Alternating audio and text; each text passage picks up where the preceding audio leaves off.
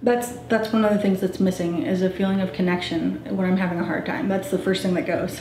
So when I'm around people that understand, and I'm around people that, and I'm also doing activities such as like gardening, or it's like being reminded of all the things that bring me joy, because I lose sight of that when I'm having a hard time. It's real clear to me that there are better options than any of those things. Better options than going to jail, better options than being homeless if you're having a mental health crisis. And so when I first heard about the Respite Center, I thought, we need this right away. I mean, we've needed it for decades. A Peer Respite Center is a home-like setting where you can go and stay up to 7 days. And the people there who take care of you, they're peers. They're people who've been through what you've been through. So it's a place where you can go, you can be safe, you can be supported, and you can get help making better decisions about where to go from there. It's like a pause. When I think of when I start getting sick, especially before my symptoms start getting really severe, all I need is like a vacation or a break from my life. We can say, I needed some time away. I need some support. I don't want to wait until other people are making that decision for me.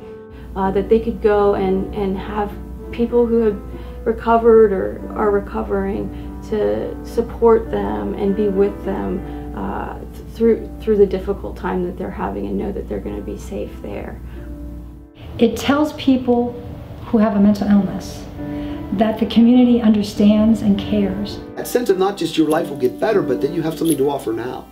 That working creatively with someone in crisis, even in pain, is life-affirming. I don't think anybody that hasn't been through it can give you that message of hope as well as somebody who's had that lived experience. If that's the only thing that the Respite Center does is give people hope when they come there for a day or a week, then that's a huge leap forward. The Peer Respite Centers are a new concept.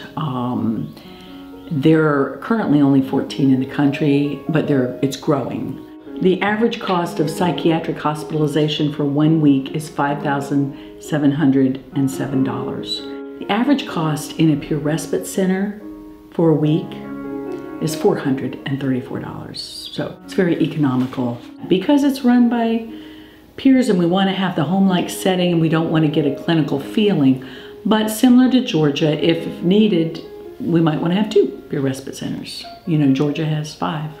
A big part of it is offering that hospital diversion and that support to make crisis a transforming experience, but also that they often become hubs for other peer services. They become hubs for people working creatively on their own recoveries. To go like during the day, during whatever the hours that are set up, to go and take classes, maybe give a class, take a class, maybe like in yoga or art or a book discussion. It's a respectful place. It's not coercive. You go voluntarily. It's your choice when you're ready to leave. And people who have recovered have said that they've really benefited from being able to go to a peer respite. So I'm in favor of anything that gives folks with a mental illness more opportunities, more options, and certainly a peer service like this can provide an option that's between home, where you have been living with other caretakers or with other family members, or even just by yourself and beginning to feel isolated, and a crisis unit. This does not replace hospitalization. This does not replace treatment. It doesn't replace therapy. It's another source of support. Well, I think that the misconceptions are probably going to be the same as they are about anything related to mental illness. You know, are these people dangerous? Is it going to be a detriment to my neighborhood? Is it going to be safe?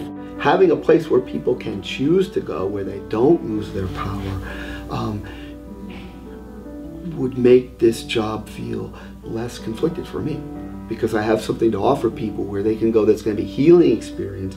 These are individuals who need help, who aren't by definition dangerous in any way, and who really should be included in our community because they already live here. They're our families, they're our friends. When we become more sensitive and kind and compassionate to people with mental illness, I think this will be the model for how to care, how people can care for each other. So a respite has been created by people who knew, wow, wouldn't it have been great if I could go somewhere and get that kind of support in the middle of the night, in the middle of the day, whenever I needed it. I had someone I could talk about what's coming up. In a way that it could help me have that opportunity that comes out of crisis. Our community has these arms that wrap around people and support, and it's another way of doing that. A Peer Respite Center transforms a crisis into an opportunity for growth and healing. It's clearly needed, it's clearly a model that's worked in other areas, and it's about time.